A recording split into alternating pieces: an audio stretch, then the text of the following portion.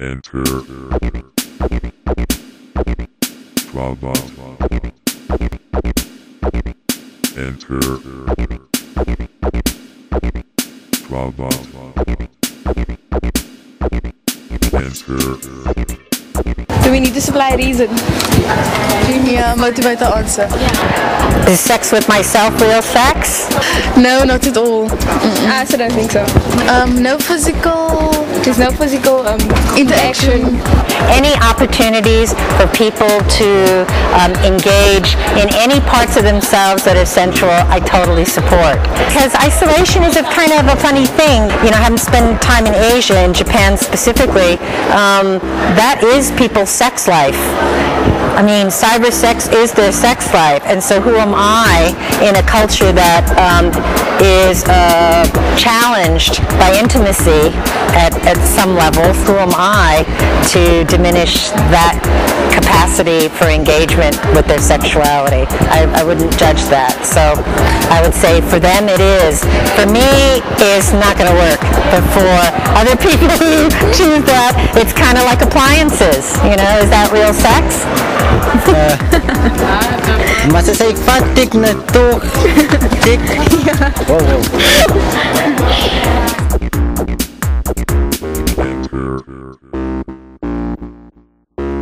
Sexy is a relative term. Each woman has a right to define what that is, and in that definition and in that freedom of what I think technology is supposed to mean, combined with the fact that I'm an American who believes in non-censorship, I think that that is a term that needs to be reevaluated within the context of your work.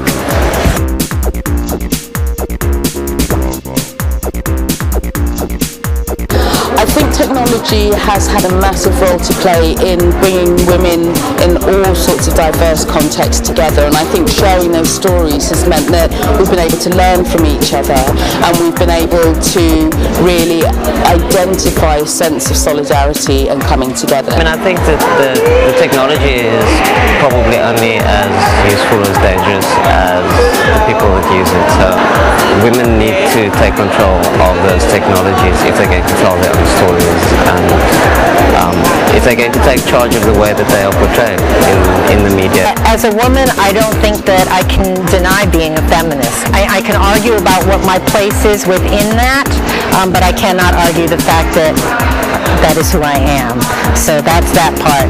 Now, having said that, as a 53-year-old woman, I did not go into technology easily. Once I learned to go from word processing to how it can actually engage other people, like I said, you say, oh my God, I had no idea that there were so many other people out there who cared about this, and suddenly they're all right there. And in that way, I get motivated to learn more, because it doesn't mean anything to me if I can't use it, and I can't see the value of it. And I've slowly begun to use it, and slowly begun to understand the value of it, and fastly trying to learn as much as possible.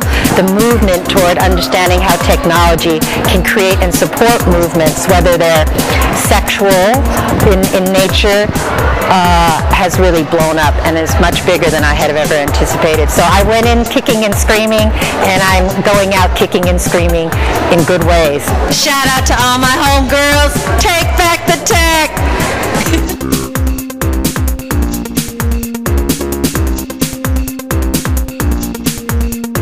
I think it allows people who you don't know to try and engage you in things that maybe are sort of things that they find interesting, but things which you personally as a woman might find in some way threatening or intrusive. And I think, you know, for all the good things that technology does offer, I think it does anonymise a lot of communication, so you're never really sure who you might be talking to or who might be trying to talk to you.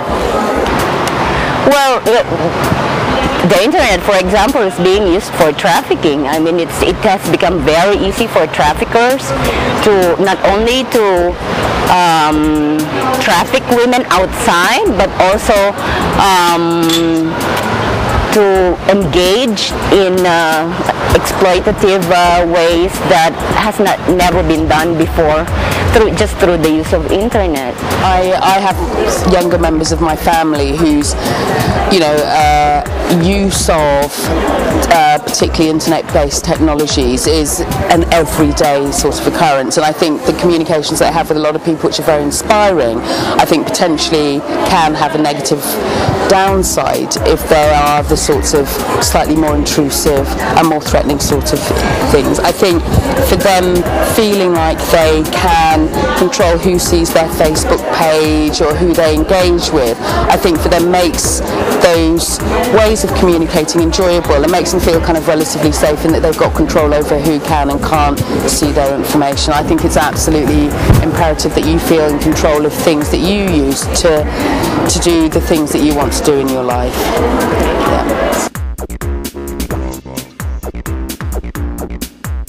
Well, if there's anything we need to find out, we could get it on the internet. And it's very helpful. Yeah, from around the world basically. It's not only limited to what we know.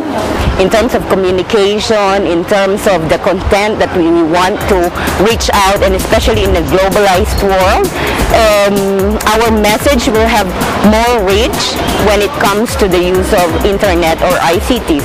You can connect with people that you don't know and they can support you.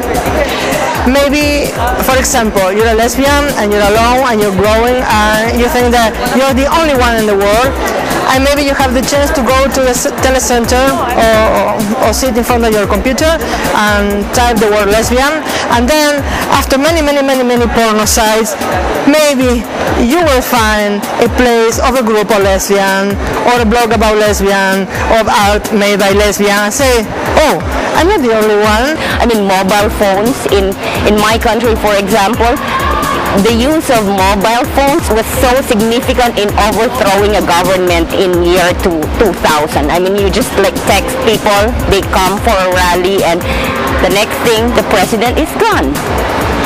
Bawi ng teknolohiya.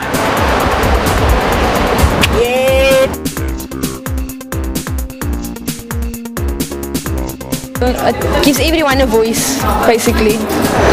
I think it's a very powerful tool. I think it offers a huge potential, and I don't know whether that potential has been capitalized upon across the board. It's a very powerful tool. I post, I blog about that kind of messages, and then I try to transform the energy from the bad and from the harassment to something that is positive, and to say I'm not afraid of that. People need to be educated all the time on technology, technological changes and things like that.